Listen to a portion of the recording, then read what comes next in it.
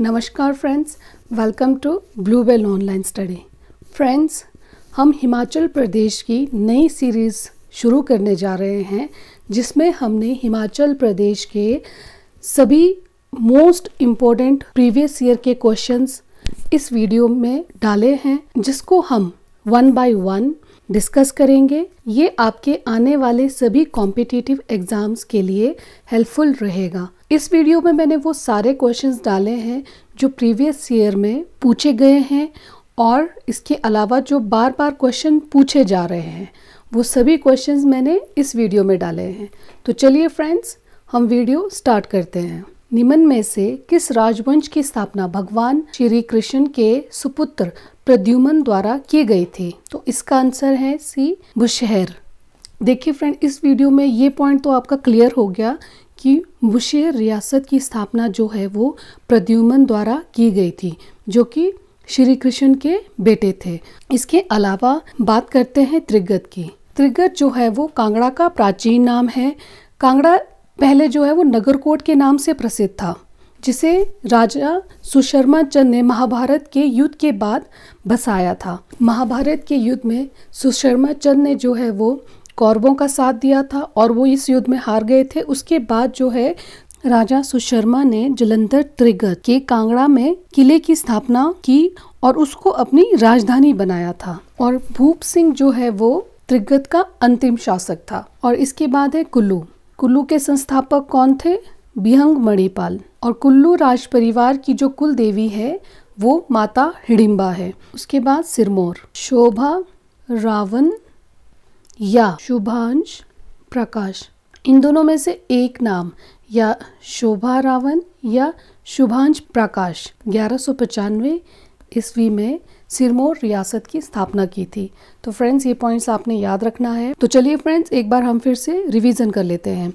कांगड़ा का प्राचीन नाम जो है वो त्रिगत था, जो पहले नगरकोट के नाम से प्रसिद्ध था। ऐसा माना जाता है कि राजा सुशर्मा चंद ने जो है वो महाभारत में युद्ध हारने के बाद नगरकोट किले की स्थापना की थी और उसे अपनी राजधानी बना दी थी। त्रिगत का आपको क्लियर हो गया। उसके बाद कुल्लूत। कुल्लूत की स्थापना जो है, जिसे हम आज की डेट में कुल्लू के नाम से जानते हैं, उसकी स्थापना विहंग मणिपाल ने की थी। उसके बाद है बुशहर, प्रद्युम्न द्वारा की गई थी। उसके बाद है सिरमौर। सिरमौर रियासत की स्थापना शोभा रावण या शुभांश प्रकाश, किसी में शोभा रावण पूछा जाता है तो कहीं पे शुभांश प्रकाश दिया गया है। तो 1195 ईस्वी में सिरमौर रियासत की स्थापना की थी। फर्स्ट क्वेश्चन क्लियर हो गया आपको। अब देखते हैं हम सेकंड क्वेश्चन। ह्यून-त्सांग के अनुसार 7वीं सदी के दौरान निम्नलिखित में कौन सा राज्य था जहां 20 बौद्ध संगमों ने 1000 पुरोहित महायान का अध्ययन किया था? इसका आंसर है कुल्लू। और इसके अलावा आपने ये भी याद रखना है कि ह्यून-त्सांग की जो मृत्यु है वो 5 फरवरी 664 ईस्वी में हुई थी। ह्यून-त्सांग की मृत्यु। चलिए फ्रेंड्स, नेक्स्ट क्वेश्चन देखते हैं। हिमाचल प्रदेश की दूसरी सबसे पुरानी पहाड़ी रियासत कौन सी है? फ्रेंड्स, आपने क्वेश्चन ध्यान से पढ़ना है। दूसरी सबसे पुरानी पहाड़ी रियासत के बारे में पूछा है, तो इसका आंसर है कुल्लू। इसके अलावा एक और क्वेश्चन रहता है कि हिमाचल प्रदेश की सबसे प्राचीन रियासत कौन सी है? तो वो है त्रिगत। दूसरी सबसे पुरानी पहाड़ी रियासत पूछे तो कुल्लू, और अगर पहली पूछे तो त्रिगत। तो दोनों क्वेश्चन आपने ध्यान रखने हैं। नेक्स्ट क्वेश्चन है, सोहन घाटी जो 40 वर्ष पुराने औजारों की खुदाई के लिए कभी प्रसिद्ध हुई थी, अब कहाँ स्थित है? ये स्थित है पाकिस्तान में। यहाँ पे क्या मिला था? 40,000 वर्ष पुराने औजारों की खुदाई की गई थी। तो उसके लिए ये जगह बहुत फेमस है, सोहन घाटी। कहाँ है ये? पाकिस्तान में। नेक्स्ट क्वेश्चन देखते हैं। जलंधर और त्रिगत के राज परिवारों के विस्तृत इतिहास की चर्चा करने वाले प्रथम विद्वान कौन थे? इसमें पूछा है प्रथम विद्वान, तो इसका आंसर है ए कनिंघम। इसके अलावा हम इन पॉइंट्स को भी जो है वो डिस्कस कर लेते हैं, ताकि आपके एक क्वेश्चन के साथ साथ और क्वेश्चन भी जो है वो क्लियर हो जाए। ह्यून-त्सांग एक प्रसिद्ध चीनी बौद्ध भिक्षु था। और उसके बाद है अल-बरूनी। अल-बरूनी को भारतीय इतिहास का पहला जानकार कहा जाता है। नेक्स्ट है पाणिनि। पाणिनि ने सबसे पहले, ध्यान रखना है फ्रेंड्स, संस्कृत ग्रामर लिखा था और पाणिनि की जो है वो अष्टाध्यायी रचना सबसे प्रसिद्ध रचना है। इसके बाद एक कनिंघम के बारे में हम कुछ और पॉइंट्स भी डिस्कस करते हैं, क्योंकि ज़रूरी नहीं है कि क्वेश्चन सेम ही हो सकता है कनिंघम के बारे में कुछ और भी पूछेंगे, तो वो चीज़ें भी आपको पता होनी चाहिए। एक कनिंघम का जो पूरा नाम है वो है अलेक्जेंडर कनिंघम। एक कनिंघम ब्रिटिश सेना के बंगाल इंजीनियर ग्रुप में इंजीनियर थे, जो बाद में भारतीय पुरातत्व, ऐतिहासिक, भूगोल तथा इतिहास के प्रसिद्ध विद्वानों के रूप में प्रसिद्ध हुए। देखिए फ्रेंड्स, ये क्वेश्चन भी आपने बहुत सारे एग्जाम्स में देखे होंगे कि भारतीय पुरातत्व सर्वेक्षण की स्थापना जो है वो किसने की थी और कब की थी। 1861 में एक कनिंघम द्वारा ही इसकी स्थापना की गई थी। और इसकी कुछ खोज के बारे में भी हम डिस्कस करते हैं। एक कनिंघम ने सबसे पहले पवित्र बौद्ध तीर्थ स्थानों में से एक, जो वाराणसी में स्थित है, सारनाथ में खुदाई की थी। और उसके बाद 1850 में उन्होंने सांची की भी खुदाई की थी, जो भारत की सबसे पुरानी जीवित इमारतों का स्थल है। तो ये सारे पॉइंट्स फ्रेंड्स आपने याद रखना है, जो कि इम्पॉर्टेंट है एग्जाम पर्पज से। नेक्स्ट क्वेश्चन देखते हैं हम। त्रिगत का सर्वप्रथम ऐतिहासिक वर्णन किस संस्कृत विद्वान के लेखों में पाया जाता है। फ्रेंड्स, हमें क्वेश्चन को ध्यान से पढ़ना होता है, क्योंकि कुछ क्वेश्चन में ही आंसर छुपा होता है। जैसे अगर हमें ये पॉइंट भी पता हो, संस्कृत विद्वान, इन चारों में से आपको ये पता ही होगा कि संस्कृत विद्वान के नाम से कौन जाना जाता है, तो वो है पाणिनि। तो इसके माध्यम से भी आप आंसर का जो है वो पता लगा सकते हो। नेक्स्ट है, भरमौर नगर की स्थापना किसने की, जिसे राज्य की राजधानी भी बनाया गया। इसमें क्या पूछा गया है हमें, भरमौर नगर की स्थापना। ठीक है, तो भरमौर नगर की स्थापना मेरुवर्मन ने भरमौर नगर की स्थापना की थी और बाद में उसे अपनी राजधानी भी बनाया था। इसके अलावा मेरुवर्मन के बारे में हम और भी पॉइंट्स जान देंगे। कुल्लू के राजा दत्तेश्वर पाल को भी हराया था। दत्तेश्वर पाल को किसने हराया था, मेरुवर्मन ने। और इसके अलावा भरमौर में जो मणिमहेश मंदिर है, लक्ष्मणा देवी मंदिर है, गणेश मंदिर, छतराड़ी में शक्ति देवी मंदिर, इन सब का निर्माण जो है वो किसने करा था, मेरुवर्मन ने करा था। और मेरुवर्मन का प्रसिद्ध शिल्पकार कौन था, गुगा। और इसके बाद है आदित्य वर्मन। आदित्य वर्मन ने सर्वप्रथम वर्मन की उपाधि धारण की थी। नेक्स्ट है साहिल वर्मन। इसके बारे में भी हम पढ़ते हैं। साहिल वर्मन, देखो फ्रेंड्स, साहिल वर्मन ने 920 ईस्वी में चंबा शहर की स्थापना की थी। किसकी स्थापना की थी, चंबा शहर की। भरमौर नगर की स्थापना किसने की, मेरुवर्मन ने।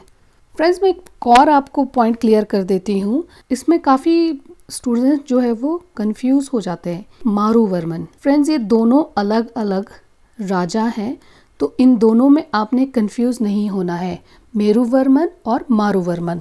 मारुवर्मन ने 550 ईस्वी में चंबा रियासत की स्थापना की थी।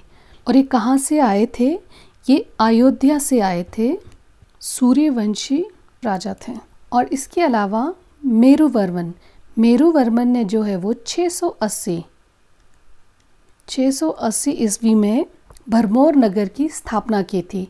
तो सबसे पहले कौन आया था, 550 ईस्वी में राजा मारुवर्मन ने जो है वो चंबा रियासत की स्थापना की थी, जो कि अयोध्या से आए एक सूर्यवंशी राजा थे, मेरुवर्मन ने 680 ईस्वी में भरमौर नगर की स्थापना की और जिसको जो है उन्होंने अपनी राजधानी भी बनाया। तो मेरुवर्मन और मारुवर्मन ने आपने इन दोनों में कंफ्यूज नहीं होना है। मैं बार बार इसलिए बोल रही हूँ ताकि ये सारे पॉइंट्स ना आपके माइंड में छप जाए। सबसे पहले मारुवर्मन ने 550 ईस्वी में चंबा रियासत की स्थापना की थी। उसके बाद 680 ईस्वी में मेरुवर्मन ने भरमौर नगर की स्थापना की और उसको अपनी राजधानी बनाया। उसके बाद साहिल वर्मन ने चंबा शहर की स्थापना की 920 ईस्वी में। ठीक है, तो ये 3 पॉइंट्स आपने याद रखने हैं, इसमें कंफ्यूज नहीं होना है। साहिल वर्मन के जो है वो 10 पुत्र और 1 पुत्री थी, जिसका नाम चंपावती था। तो चंपावती के नाम पे ही राजा साहिल वर्मन ने चंबा शहर का जो है वो नाम रखा था। और साहिल वर्मन ने राजधानी ब्रह्मपुर से वो चंबा ले गए थे। एक और मेन इम्पॉर्टेंट फैक्ट है कि साहिल वर्मन की पत्नी रानी नैना देवी ने शहर में पानी की व्यवस्था के लिए जो है वो अपने प्राणों की आहुति दे दी थी। तो रानी नैना देवी की याद में ही हर साल सूही मेला मनाया जाता है। सूही मेला है ये बच्चों और महिलाओं के लिए प्रसिद्ध है। इसके अलावा कुछ इम्पॉर्टेंट हम मंदिर डिस्कस कर लेते हैं। साहिल वर्मन ने लक्ष्मी नारायण, चंद्रशेखर या चंद्रगुप्त और कामेश्वर मंदिर का जो है वो निर्माण करवाया था। फ्रेंड्स, क्वेश्चन किसी भी तरीके से पूछा जा सकता है। हमारा मेन मोटो है कि हमें जो है वो हर एक पॉइंट हमारा क्लियर हो, ताकि हम आने वाले एग्ज़ाम्स में 100% स्कोर कर सकें। अच्छा, उसके बाद है ललित वर्मन। ललित वर्मन का आपने 2 ही पॉइंट याद रखना है कि ललित वर्मन के कार्यकाल में 2 पत्थर के लेख मिले हैं, एक डिवरी कोठी और दूसरा सेचू नाला में।